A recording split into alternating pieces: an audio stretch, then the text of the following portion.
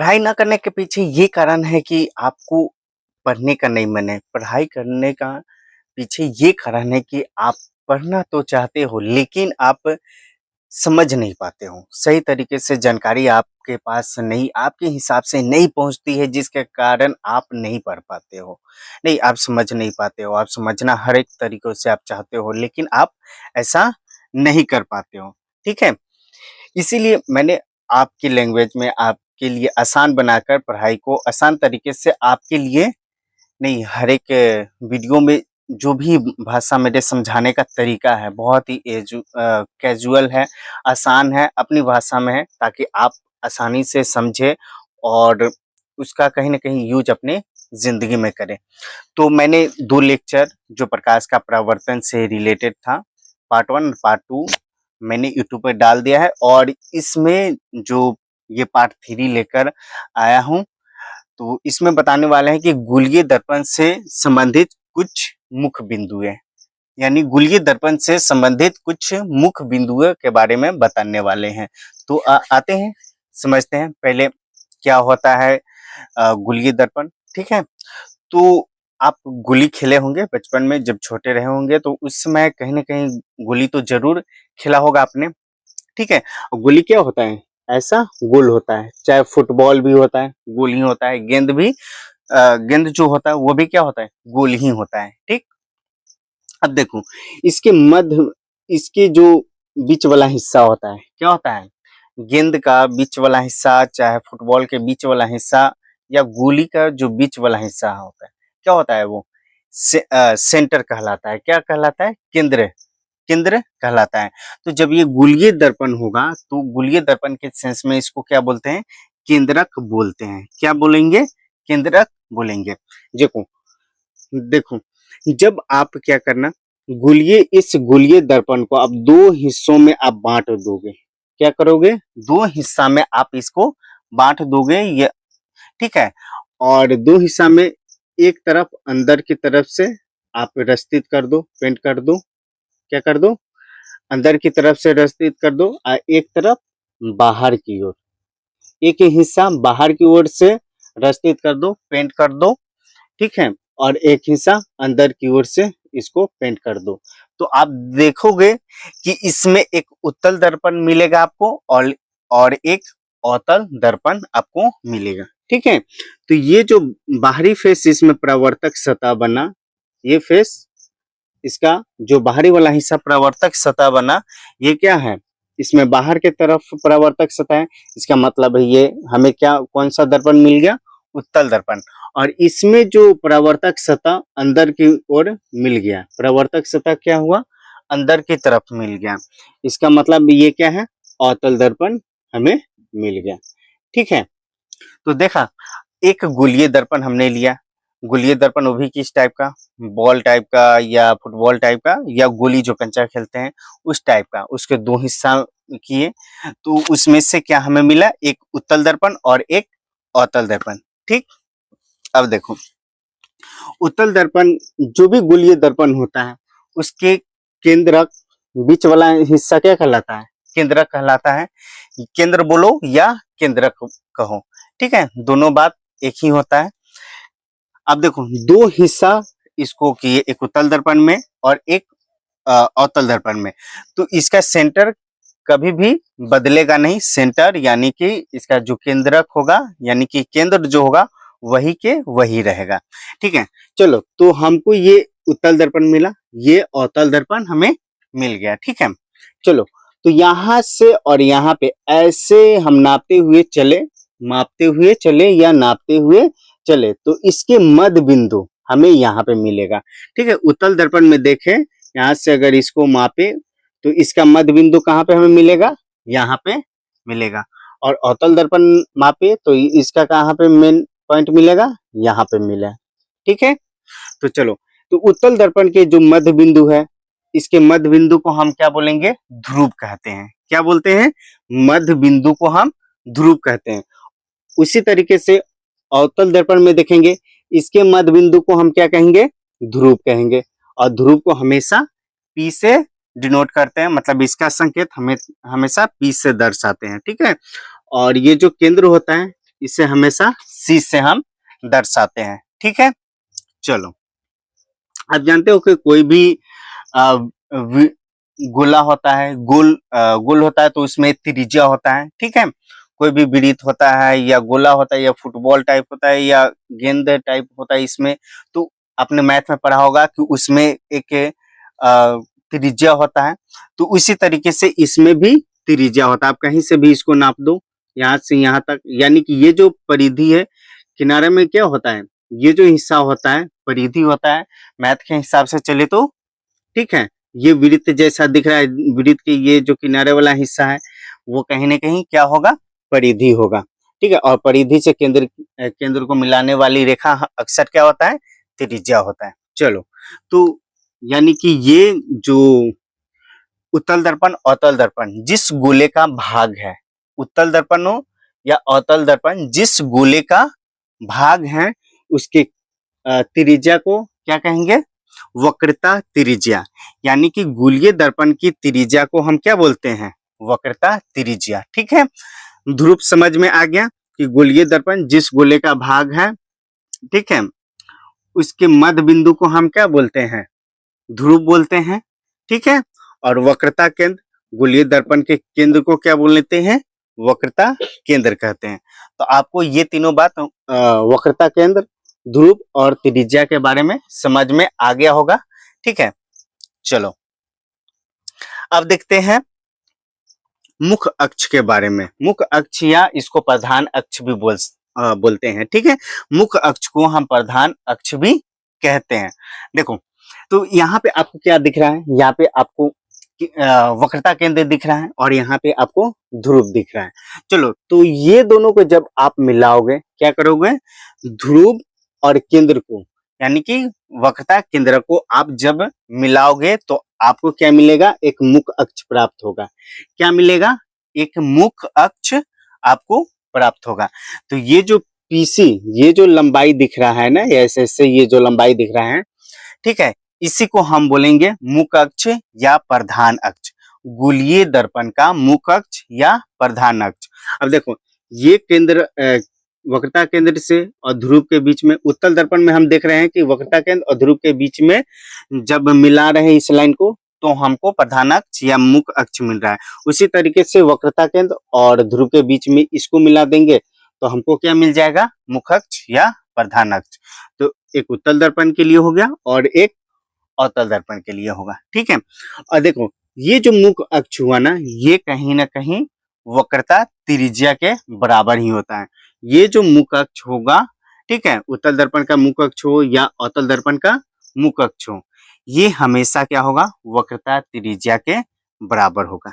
ठीक है, इतनी बात समझ में आ गई अच्छी तरीके से। चलो ठीक है, समझ में आ गया होगा तो आगे बढ़ते हैं। चलो अब जानते हैं अवतल दर्पण का मुख्य फोकस, यानी कि मुख्य फोकस के बारे में अब जानने वाले हैं। तो अवतल दर्पण में मुख्य फोकस कहाँ पे होता है, कैसे बनता है, कहाँ पे दिखता है, तो इसके लिए हम देखते हैं। देखो, ये जो मुख्य अक्ष है, जब आप यहाँ, यानी कि जब मुख्य अक्ष के समांतर, यानी कि इसके समांतर कोई भी प्रकाश की किरण अवतल दर्पण पे आप फोकस करोगे यानी डालोगे। ठीक है, आप क्या करना कि एक लेजर लाइट ले लेना, ठीक है, और उस लेजर लाइट को आप जलाना, उससे जो किरण निकलेगी उस किरण को आप अवतल दर्पण पे फोकस करना। ठीक है, उस पे डायरेक्ट मारना। अब क्या करेगा, अब ये अवतल दर्पण प्रकाश की किरण, यानी कि मुख्य अक्ष के समांतर जो प्रकाश की किरण अवतल दर्पण पे पड़ रही है, अब ये अवतल दर्पण क्या करेगा, प्रकाश को परावर्तित कर देगा। क्या करेगा, प्रकाश की किरणों को परावर्तित करेगी। और जब ये परावर्तित करेगी ना, अवतल दर्पण मुख्य अक्ष के समांतर जो प्रकाश की किरण निकली है, ठीक है, तब ये प्रकाश की किरण को अवतल दर्पण क्या करेगी, परावर्तित करेगी। जब परावर्तित करेगी तो किधर के तरफ मुड़ेगा, तो जब परावर्तित करेगी अवतल दर्पण तो ये हमेशा मुख्य अक्ष पे जाकर मिलती है। कहाँ पे मिलती है, मुख्य अक्ष पे मिलती है। तो ये जो प्रकाश की किरण है अवतल दर्पण के पर, मतलब अवतल दर्पण से परावर्तन के बाद हमेशा किधर मुड़ती है, मुख्य अक्ष की तरफ। मुख्य अक्ष के किसी न किसी एक जगह, मुख्य अक्ष के किसी न किसी एक बिंदु पे कहीं ना कहीं एक जगह पे मिलती है। या मैंने क्या किया कि मुख अक्ष के समांतर कोई प्रकाश की किरण ले लिया जो और अवतल दर्पण पर फोकस कर दिया, और अवतल दर्पण क्या किया, प्रकाश की किरण को परावर्तित कर दिया किसके तरफ, तो मुख अक्ष के तरफ, यानी कि मुख अक्ष के किसी बिंदु पर वो जाकर परावर्तित किरण काटेगी। तो उसी जहां पे काटेगी या मिलती हुई मिलती है, जहां पे काटती है या मिलती है, उसी बिंदु को हम क्या कहते हैं, मुख फोकस कहते हैं। क्या कहते हैं, मुख फोकस। तो यही है मुख फोकस। तो ये उत्तल दर्पण का सॉरी अवतल दर्पण का मुख फोकस कहलाता है। क्या कहलाता है, अवतल दर्पण का मुख फोकस। चलो ठीक है, अब उत्तल दर्पण का मुख फोकस देखते हैं। ठीक है, चलो तो अवतल दर्पण का मुख फोकस यानी मुख अक्ष के समांतर प्रकाश की किरणें परावर्तन के बाद जब मुख अक्ष के जिस बिंदु पर मिलती है या काटती है, अवतल दर्पण का मुख फोकस कहलाता है। ठीक है, अब उत्तल दर्पण का मुख फोकस देखते हैं। ठीक है, ये उत्तल दर्पण है। इसी तरीके से जब उत्तल दर्पण पे इसका परावर्तक सतह किधर है, इस तरफ है, तो आप इस तरफ से आप लाइट डालोगे, यानी कि मुख अक्ष के ये जो मुख अक्ष है इसको आगे भी बढ़ा सकते हो एक आइडिया के लिए। ठीक है, तो यानी कि ये इधर हम बढ़ा सकते हैं। अब इसी के समांतर क्या करेंगे, अवतल दर्पण पर, अवतल क्या है, ये उत्तल दर्पण है। क्या है, उत्तल दर्पण है। जब उत्तल दर्पण पर आप प्रकाश डालोगे तो ये उत्तल दर्पण प्रकाश किधर मोड़ देगी, इस तरफ। किधर मोड़ देगी, इस तरफ। अगर हमको मुख अक्ष प्राप्त करना है तो ये प्रकाश की किरण परावर्तन के बाद किस तरफ जाना चाहिए, मुख अक्ष के तरफ जाना चाहिए। मुख अक्ष कहाँ है, यहाँ पे है। मुख अक्ष या प्रधान अक्ष कहाँ है, कोई भी प्रकाश की किरण जब उत्तल दर्पण हो या कोई भी दर्पण हो तो हमेशा उसे परावर्तित होने के बाद कहाँ पे मिलती हुई मिलना चाहिए, तो मुख अक्ष पे मिलना चाहिए। लेकिन उत्तल दर्पण में एक खास बात होता है कि ये अवतल दर्पण प्रकाश की किरणों को मुख अक्ष की तरफ नहीं मोड़ता है, ये प्रकाश की किरण को दूसरे तरफ मोड़ देता है। ठीक है, दूसरे तरफ मोड़ देता है। तो देखो ये प्रकाश की किरण इस तरफ मोड़ दिया। अब देख तो एक आइडिया दिमाग में सोचते हैं कि प्रकाश की तरफ ये जो इधर मुड़ना चाहिए इसको डायरेक्टली कहाँ मुड़ना चाहिए, यहाँ पे मुड़ना चाहिए, लेकिन रियलिटी में सचमुच किधर मुड़ गया है, दूसरी तरफ। लेकिन वास्तव अगर देखा जाए तो हकीकत में इधर मुड़ना चाहिए, लेकिन ऐसा नहीं हुआ। हमको एक तरीके से झूठी अभिलाषा हमको दे दिया कि इधर मुड़ना चाहिए, लेकिन मतलब मुड़ गया दूसरी तरफ। तो कहने की ये हमें एक कल्पना हमारे दिमाग में बैठा दिया कि ये प्रकाश की किरण को परावर्तन के बाद उत्तल दर्पण के परावर्तन के बाद मुख अक्ष से मिलना चाहिए, लेकिन ऐसा नहीं हुआ। तो हम यहाँ पे क्या देख पा रहे हैं कि ये जो परावर्तित किरण है मुख अक्ष की तरफ मिलती हुई प्रतीत हो रहा है, या हम कल्पना कर रहे हैं, मिलती हुई प्रतीत हो रहा है या हम इसको कल्पना कर पा रहे हैं। लेकिन सचमुच में ये जो परावर्तित किरण है, ठीक है, मुख अक्ष के समांतर जो प्रकाश डाले हैं उत्तल दर्पण पर, उत्तल दर्पण से जो किरण का परावर्तन हुआ है वो रियलिटी में मुख अक्ष के पर आना चाहिए मिलने, लेकिन ऐसा कुछ नहीं हुआ है। तो इसको हम कल्पना कर लेते हैं, इसको हम क्या कर लेते हैं, कल्पना कर लेते हैं या मान लेते हैं। ठीक है, तो इसीलिए इस फोकस को क्या बोलते हैं, इस मुख फोकस को क्या बोलते हैं, उत्तल दर्पण का मुख फोकस। और उत्तल दर्पण का मुख फोकस हमेशा मुख अक्ष पर काटती हुई प्रतीत होती या कल्पना हम उसको करते हैं। तो इसीलिए पढ़ते हैं कि मुख फोकस यानी मुख अक्ष के समांतर प्रकाश की किरणें परावर्तन के बाद मुख अक्ष को काटती हुई प्रतीत होती है, उस बिंदु को उत्तल दर्पण का मुख फोकस कहते हैं। ठीक है, तो ये लॉजिक आपको मतलब ये जो गुलिये दर्पण से संबंधित कुछ मुख्य बिंदु थी, मुख्य बातें थी, इसमें का हर एक पॉइंट आपको अच्छे तरीके से समझ में आ गया होगा। क्योंकि ये जो टर्म है ना, इसको अच्छे तरीके से समझाना इसलिए जरूरी था कि क्योंकि इससे ना बहुत सारे ऐसे ऐसे सवाल आते हैं, ज्यादातर कंपटीशन में इस टाइप का सवाल पूछते हैं।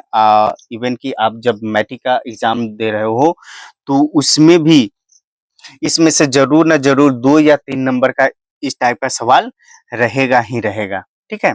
और इसी से रिलेटेड, क्योंकि आगे जो बताने वाले हैं कि आपने सुना होगा कि जब आप ध्रुव पर कोई प्रतिबिंब ध्रुव पर कोई वस्तु रखोगे तो उसका प्रतिबिंब कहाँ बनेगा।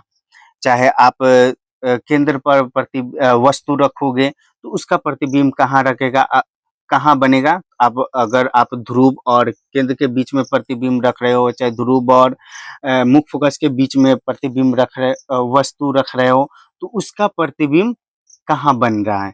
ठीक है, तो कहाँ बनेगा।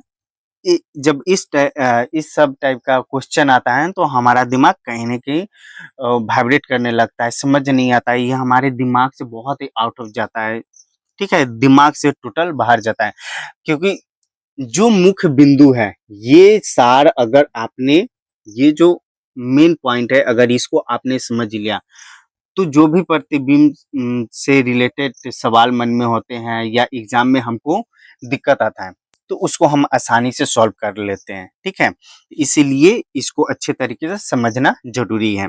अगर ये वीडियो आपको, ठीक है, मतलब इसमें जो बताए हुए बातें हमको जहां तक लगता है आपको समझ में आ गया होगा। अगर नहीं भी समझ में आया होगा तो आप क्या करेंगे, इस वीडियो को फिर से देखेंगे। ठीक है, इस वीडियो को फिर से देखेंगे और अपना कॉन्सेप्ट फिर से क्लियर कर लेंगे। ठीक है, तो चलते हैं अब अगले टॉपिक को लेकर पढ़ते हैं। ठीक है, चलो। एक और चीज ध्यान रखेंगे कि ये जो देखो, उत्तल दर्पण हो या अवतल दर्पण में, ये मुख्य फोकस क्या कर रहा है। उत्तल दर्पण हो या अवतल दर्पण हो, मुख्य फोकस क्या कर रहा है, हमेशा मुख्य अक्ष को आधा आधा हिस्सा में बांट रहा है, आधा आधा हिस्सा में काट रहा है या बांट रहा है। देख रहे हो आप, ये क्या कर रहे हो, ये जो मुख्य अक्ष है, मुख्य फोकस दो हिस्सा में बांट रहा है, यानी कि आधा आधा हिस्सा में बांट रहा है, आधा आधा। तो मुख्य अक्ष बताए थे कि मुख्य अक्ष ना त्रिज्या की तरह होता है। मुख्य अक्ष क्या होता है, त्रिज्या की तरह होता है। तो इसको हम मुख्य फोकस क्या होता है, मुख्य फोकस त्रिज्या को क्या कर रहा है, आधा कर रहा है, त्रिज्या को आधा कर रहा है। तो आपको यहाँ एक फॉर्मूला मिल गया, क्या है, मुख्य फोकस का फॉर्मूला क्या हो जाएगा, r/2। मुख्य फोकस का फॉर्मूला क्या हो जाएगा, r/2। और ये मुख्य फोकस का फॉर्मूला r/2 उत्तल दर्पण के लिए भी हो जाएगा और ये अवतल दर्पण के लिए भी हो जाएगा। क्या होगा, मुख्य फोकस बराबर r/2। या आपको r निकालना है, तो 2 और f से गुना कर दो तो 2f, तो त्रिज्या 2f हो गया और मुख्य फोकस r/2। ठीक है, तो ये जो फॉर्मूला है, ये दोनों फॉर्मूला उत्तल दर्पण के लिए भी लागू होगा और अवतल दर्पण के लिए भी लागू होगा, दोनों के लिए सेम होता है। ठीक है, क्योंकि ये जब आप क्वेश्चन सॉल्व करोगे तो ये काफी हेल्पफुल होगा। ठीक है, हेल्पफुल होने वाले हैं क्वेश्चन को सॉल्व करने में। ठीक है,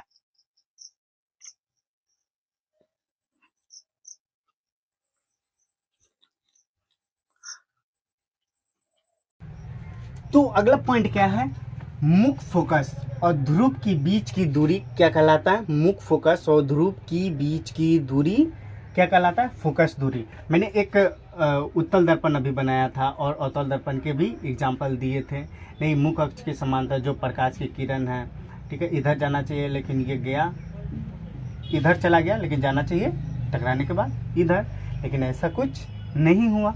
ठीक है, तो ये जो मुख्य फोकस था और यहाँ ध्रुव था, तो मुख्य फोकस और ध्रुव के बीच की दूरी क्या कहलाता है, हमेशा फोकस दूरी कहलाता है। इंग्लिश में इसको फोकल लेंथ कहते हैं। ठीक है, तो ये टॉपिक आपको अच्छे तरीके से समझ गए होंगे ना, बिल्कुल सही सही। चलो अब आते हैं, अब देखो कुछ खेल समझते हैं, प्रकाश किरणों का कुछ खेल समझते हैं। तो हम कुछ प्रकाश किरणों का खेल समझते हैं कि आखिर ये क्या है, गोलीय दर्पण में प्रकाश किरण क्या क्या खेल करता है। मतलब किरण आरेखों के से हम कुछ डायग्राम बनाते हैं और उस डायग्राम से हम कुछ निष्कर्ष निकालते हैं, समझते हैं। ठीक है, चलो ये देखो, ये क्या है, दर्पण है, दर्पण के मध्य बिंदु ही इसका केंद्र, ये अवतल दर्पण है। क्या है, अवतल दर्पण।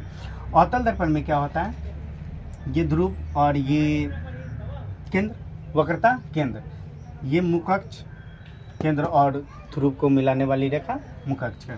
अब देखो, जब मुख्य अक्ष के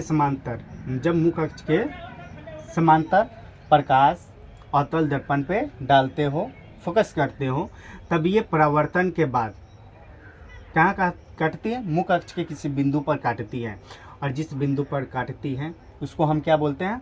मुख्य फोकस बोलते हैं। ठीक है, ये उत्तल दर्पण में, इसको हम बारीकी से हम पीछे बताए भी है। ठीक है ना। चलो उसी तरीके से ये क्या है? उत्तल दर्पण है, ये उत्तल दर्पण। ठीक है, ये क्या है? उत्तल दर्पण।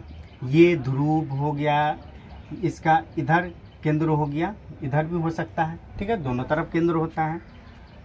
चलो ये केंद्र हो सकता है। ठीक है, इतना तो मालूम है। अब इस पर आप मुख्य अक्ष को आगे बढ़ा सकते हो। क्या कर सकते हो? बढ़ा सकते हो। और जब मुख्य अक्ष के समांतर उत्तल दर्पण पे प्रकाश डालोगे, केंद्रित करोगे, तब ये प्रकाश परावर्तित होकर इधर निकल जाएगी। लेकिन असल में उत्तल दर्पण में प्रकाश को मुड़कर किधर आना चाहिए? तो मुख्य अक्ष पे काटना चाहिए। ये हमेशा याद रखना कि प्रकाश की किरण परावर्तन होने के बाद मुख्य अक्ष को ही काटना चाहिए। लेकिन उत्तल दर्पण के सेंस में ऐसा कुछ नहीं होता है। उत्तल दर्पण में इधर मुड़ गया तो ये मुड़ने वाली प्रकाश की किरण को हम इधर आगे बढ़ाएंगे तो हमको क्या देखने को मिल रहा है कि मुख्य अक्ष के किसी एक बिंदु पर ये काटती हुई प्रतीत होती है। ये परावर्तित किरणें मुख्य अक्ष को काटती हुई प्रतीत होता है। इसके बारे में भी मैंने अच्छे तरीके से पीछे बताया है। तो उत्तल दर्पण में ये क्या करता है? तो याद रखना कि उत्तल दर्पण में मुख्य अक्ष के समांतर जब आप प्रकाश की किरणें उत्तल दर्पण पे डालते हो, परावर्तन के बाद हमेशा मुख्य अक्ष को काटती हुई प्रतीत होती है। मुख्य अक्ष को काटती हुई प्रतीत होती है। अवतल दर्पण के सेंस में मुख्य अक्ष के समांतर जब प्रकाश की किरण अवतल दर्पण पे डालते हो तो परावर्तन के बाद मुख्य फोकस को काटती है, मिलती है। तो ये बातें क्लियर हुई। चलो आगे आते हैं। ठीक है,